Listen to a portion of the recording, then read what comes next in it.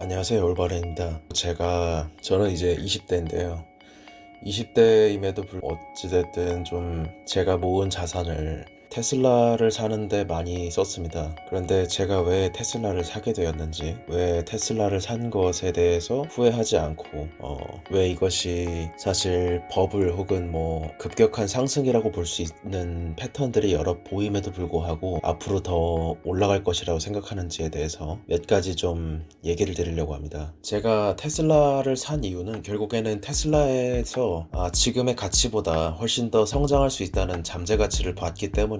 저는 굉장히 투자를 할 때도 보수적으로 하는 편이지만 그런 제가 보기에도 사는데 별 망설임 없이 살 때는 과감하게 사게 되었습니다. 왜 사게 되었냐? 그거에 대해서 좀 알려드리겠습니다. 첫 번째는 어쨌든 일론 머스크를 빼고 논할 수 없기 때문에 테슬라 이퀄 일론 머스크로 놓고 얘기를 좀 하겠습니다. 일론 머스크가 철저하게 기술과 그러니까 테크와 그 경영을 잘 배합시켜 나가고 있다고 생각합니다. 수익을 낼 수 있는 기술을 계속해서 내고 있는데 이것이 좀 요약해서 생각을 최적화에 대한 집념이 있지 않나, 혹은 뭐 집착이라고 표현해도 될 만큼 굉장히 최적화에 힘을 쓰고 있습니다. 그런 케이스가 크게 저는 원통형 배터리와 슈퍼차저 사례로 봤는데요. 배터리 부분입니다. 왜 원통형 배터리를 선택했을까요? 사실 삼성 SDI나 뭐 LG화학 같은 경우는 파우치나 각형을 사용하고 있습니다. 이 부분이 더 뛰어나다고 본다면 더 뛰어나다고 볼 수도 있습니다. 저도 그렇게 생각을 하고요. 그럼에도 불구하고 테슬라는 이게 기존의 상황을 보자면 파나소닉과의 합작을 통해서 원통형 배터리를 고집해 왔습니다. 이렇게 생겼습니다. 원통형 배터리를 고집한 이유는 결국에는 가격과 안전성 때문인 것 같습니다. 시장에서 이미 상용화된 지가 오랜 역사를 가지고 있었기 때문에 원통형 같은 경우는 누구라도 배터리를 생산할 수 있으면서, 한마디로 배터리 업체로부터 휘둘리지 않으면서 안전성을 동시에 가져갈 수 있으면서 가격도 낮은 좋은 선택지였다고 생각합니다. 최근에 5월 달에 신형 배터리를 중국의 CATL과 개발한다는 사실이 알려졌습니다. 리튬이온 배터리의 가격 추이를 한번 보면 결국에 예전에는 배터리 가격이 전기차에서 50 가까이 차지할 때도 있었다고 알고 있습니다. 그러다가 최근에는 2019년에는 156불까지 떨어졌는데요. 킬로와트당 달러가 100불 정도로 떨어진다 그러면 아마 프라이스 패리티가 오면서 굉장히, 그러니까 내연기관 엔진 자동차 수준으로 전기차 원가를 다운시킬 수 있을 것으로 예상하고 있습니다. 그렇기 때문에 테슬라 입장에서는 전기차 시장을 더 빨리 가져오고 그래야 그 관련 전방 후방 산업들이 커지기 때문에 자사에 훨씬 유리해지는 효과를 낼 수 있습니다. 그에 관련돼서 가장 많이 언급되고 기대를 받고 있는 내용이 사실 100만 마일 배터리인데요. 중국에서 이를 최종 승인했습니다. 테슬라의 리튬 인산철 배터리에 대해서 이것을 탑재한 모델 3의 생산을 승인했습니다. 코발트가 거의 사용되지 않고 철을 넣어서 이렇게 하고 있는 걸로 알고 있는데, 이것을 탑재하면 됨으로써 가격이 훨씬 낮아지고 리튬이온 배터리에 비해서 수명이 깁니다. 또한 폭발 가능성이 낮아서 철로 만들어져 있기 때문에 안전합니다. 또한 값이 저렴합니다. 이렇기 때문에 아마 테슬라가 리튬 인산철 배터리를 채택한 것이 아닌가 싶고요. 최적화에 대한 의지가 돋보였던 부분들 중에 두 번째로 슈퍼차저입니다. 이는 왜 400V인가에 대해서 어떤 포르쉐 사례를 통해서 좀 알게 된 그런 부분이었는데요. 테슬라의 슈퍼차저는 이런 식으로 생긴 전기 충전소입니다. 2020년에 포르쉐에서 칸이라는 어쨌든 고사양의 전기차를 내놓으면서 이들이 800V로 충전 방식을 지원하고 훨씬 더 급속 충전에 있어서 좋은 사양을 낸다, 그런 부분들이 그 뉴스상에 테슬라와 많이 비견되곤 했습니다. 그래서 테스트 결과가 나왔는데 실제로 마일당 그 배터리가 간 것을 매겨보니 테슬라 모델 S의 퍼포먼스 차가 더 오래 간다는 걸 알아냈습니다. 그러니까 이를 따져본다면 마일당 퍼 킬로와트로 따지면 타이칸이 그렇게 생각보다 좋지 않다는 겁니다. 어쨌든 테슬라의 선택이 최적화하는 데는 가장 좋은 선택을 항상 하고 있다는 겁니다. 그리고 또한 테슬라의 주식을 다소 좀 높은 가격이라고 할 수 있는 금액에도 샀던 이유는 수직 통합의 매력이 있었습니다. 이는 애플이 사실 뭐 자체 AP와 애플을 통해서 많이 수직 통합의 위력이나 힘에 대해서는 알고 계실 텐데요. 케이스로는 통합 ECU 그리고 배터리와 부품 설계 부분에 있어서 한번 봤습니다. 기존에 이런 전원 체계라든지 전방 감지 레이더, 뭐 각종 이런 뭐 에어백이라든지 각종 첨단 장치에 다 ECU가 따로 있습니다. 뭐 도요타나 르노 삼성이나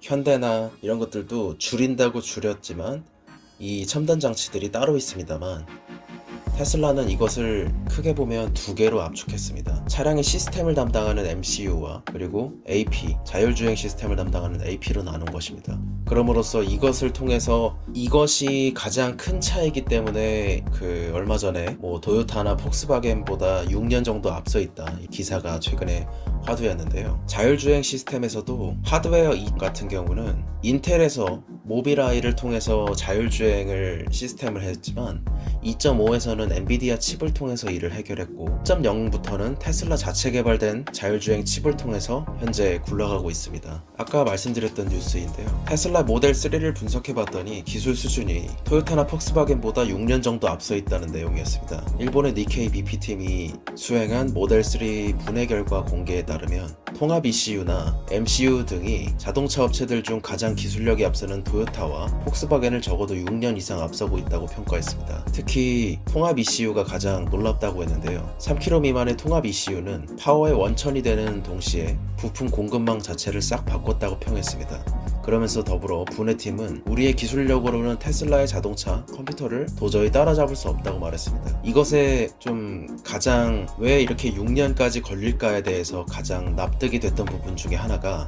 일본의 엔지니어가 우리는 할 수 없다라고 말했던 배경에는 기술적인 장애물보다도 거대한 부품 공급망의 존재가 더 컸다고 말합니다. 수십 년간 일궈온 부품 공급망이 쓸모 없어지는 상황이기 때문에 이렇게 제로 베이스에서 다시 시작하려고 하면 기존 자동차의 ECU 부품 조달처라든지 각종 중소기업들 개수가 급격하게 줄어들게 되고, 이들은 결국에 종업원의 생사가 달린 문제이기 때문에 그렇게 급진적으로 할 수 없다는 겁니다. 그런데 현재 모델 3 부품 대부분에는 이름이 없습니다. MCU 내부 기판들을 포함해서 많은 부품에서는 테슬라 로고가 새겨져 있고, 이는 회사가 거의 모든 핵심 개발을 엄격하게 통제하고 있음을 의미한다고 말했습니다. 아까 말씀드렸다시피 수직 통합의 한 사례로도 최근에 테슬라가 전기차용 배터리를 직접 만들려고 한다는 얘기가 이전에 2019년도에 5월에는 2억 3,500만 달러의 배터리 업체 맥스웰을 인수하고 그 후에 몇 달 안 있어서 캐나다의 배터리 생산 업체인 하이바 시스템즈를 인수했습니다. 이 두 건의 인수를 통해서 테슬라는 전기차용 배터리를 직접 만들고 일부는 내부화하고 일부는 외주를 줌으로써 변동성 있는 시장의 수요에 대응하기도 하고 자체적인 배터리의 패권을 놓지 않으려는 것으로 보였습니다. 또한 그냥 테슬라 자체가 갖는 가치에 이런 가치를 또 높게 봤습니다. 이는 애플과의 비교에서도 드러났고, 안전 프리미엄에 대한 개인적 생각, 그리고 마케팅 비용의 차이에서도 여실히 드러났는데요. 일단 애플의 가치가 뭐 아실 겁니다. 1조 달러를 넘어섰죠. 근데 애플이 최근에 어쨌든 1조 달러까지 가는 데 있어서 가장 모태가 됐던 어떤 씨앗 같은 존재가 뭐였냐 하면 당연히 아이폰이라고 할 수 있을 겁니다. 아이폰을 통한 독자적인 에코시스템입니다. 그런데 애플이 아이폰 3GS를 출시했을 당시가 2009년 이 정도 시기였습니다. 이때도 사람들이 엄청나게 올랐다고 했지만 실제로 더 큰 상승폭이 기다리고 있었습니다. 생태계를 자체적으로 바꿀 정도의 어떤 헤게모니를 가져가는, 새로운 디바이스를 가져가는 그런 기업은 사실 상승세가 어디까지 갈지 알기가 쉽게 단정짓기 어렵다는 것이 개인적인 생각이 들었습니다. 그런 애플이 실제로 국제적으로 스마트폰 시장 점유율 한 15%에서 18%밖에 안 됩니다. 그런데 수익은 어떨까요? 수익은 애플이 전체 세계 스마트폰 영업이익의 80%를 독점하고 있습니다. 그러니까 세계 시장의 15% 파는데 영업이익은 80%를 가져갑니다. 애플은 15%의 20% 많이 해서 20%의 시장 점유율을 가져갔습니다. 그렇다면 테슬라가 과연 얼마의 시장 점유율을 가지고 갈 수 있을까? 그냥 제 생각에 아마 25%에서 최소 35 내지는 많이 본다 그러면 어쨌든 40%까지도 차지하지 않을까? 애플이 15%에서 20%를 내는데 왜 테슬라는 이렇게 더 많은 시장 점유율을 가져갈 것이라고 생각을 했냐면, 안전에 대한 프리미엄을 과연 인간이 어디까지 줄 수 있는가? 그러니까 인간은 안전에 대해 얼마나 민감한가에 대한 내용을 다루고 있다고 생각합니다. 오토파일럿의 정확도가 100km로 달리고 있을 때 1%지 2%만 차이가 나도, 예를 들어서 BMW의 오토파일럿이 뭐 99%이고 테슬라 오토파일럿 정확도가 99.5%만 된다면 아마 거의 뭐 100만원이고 1000만원이고 차이가 나더라도 대부분이 테슬라 것을 선택하지 않을까에 대한 생각입니다. 또한 지금의 상황으로 보자면 가장 안전한 차 타이틀을 갖고 있습니다. 오토파일럿을 사용하기에 가장 불안전할 것 같지만 실제적으로 가장 안전한 차라는 것입니다. 이는 이제 전기차이기 때문에 앞에 엔진이 없고 대부분을 장력이 높은 철을 사용하고 있습니다. 이렇게 철로 다 도배를 해버리니까 영상을 하나 보여드리자면, 정면 충돌, 운전자 쪽으로 측면 충돌을 해서도 휠이 빠지지 않고 앞부분의 충격을 그대로 다 받아주고 운전자의 안전은 굉장히 많은 부분을 지켜주고 있다는 부분을 알 수 있었습니다. 측면 충돌 시나 아니면 운전자 방향으로, 운전자 차문 쪽으로 직접 충돌을 한 경우에도 실제로 같은 5스타를 받은 볼보 S60 같은 경우에는 사실 운전자의 안전을 담보하기가 어렵습니다. 테슬라는 철로 도배를 해놨기 때문에 운전자의 안전을 충분히 보장할 수 있다고 생각이 듭니다. 또한 테슬라가 마케팅 비용을 들이지 않아도 된다고 하는 그런 이점은 굉장하다고 생각을 했습니다. 마케팅 예산 2018년도 기준으로, 그리고 이건 19년도 기준으로 마케팅 예산을 가져왔는데요. 테슬라의 애드버타이징 스펜딩은 제로입니다. 이게 아마 미국에서 쓰는 것만 하고 있을 건데요. 어쨌든 마케팅 비용을 아예 쓰지를 않고 있습니다. 그 반면에 GM이나 포드나 토요타 같은 경우는 매년 3조에서 1조 가까이를 쓰고 있습니다. 이 비용을 테슬라는 쓰지 않아도 되고 이 비용을 조금 더 자사의 개발 인력에 쓸 수 있다는 얘기입니다. 또한 가장 큰 어떤 해자라고 할 수 있는 부분이 오토파일럿의 데이터라고 생각이 들었습니다. 테슬라의 오토파일럿 마일인데요, 2020년 기준으로 약 23억 마일의 데이터가 쌓였다는 걸 알 수 있습니다.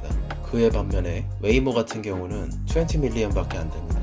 거의 상대가 되지 않습니다. 실제 드라이빙 환경에서 테스팅하는 것과 잘 갖춰진 상태에서 테스팅하는 것의 질이나 양에는 충분한 차이가 있을 거라고 생각이 들었고, 어쨌든 테슬라의 오토파일럿 데이터는 사람들이 팬이 되어서 테슬라의 오토파일럿을 자기의 목숨을 걸고도 사용을 해주면서 그 데이터를 오롯이 테슬라가 가져간다는 것이 가장 큰 장점이라고 볼 수 있습니다. 그러니까 R&D 비용이 그만큼 줄어들게 되고 그만큼 양질의 데이터를 얻으면서 최근 OTA 시스템을 통해서 자사에 업데이트 받는 그런 것으로 이득을 보게 됩니다. 그러니까 더 많이 팔릴수록 더 많이 데이터가 늘어나게 되고, 더 많은 데이터가 쌓인 것에 AI가 성장하게 되면 그 성장한 AI를 또다시 내 테슬라에다가 넣을 수 있으니까, 그럼 내 테슬라의 가치는 더욱더 올라가게 되고, 그럼 더 많은 물량이 팔리게 되고, 더 많은 물량이 팔리면 계속해서 더 많은 데이터가 쌓이고, 이런 식으로 반복되지 않을까 하는 네트워크 효과 때문에 이런 오토파일럿 데이터가 쌓이는 모습을 보면서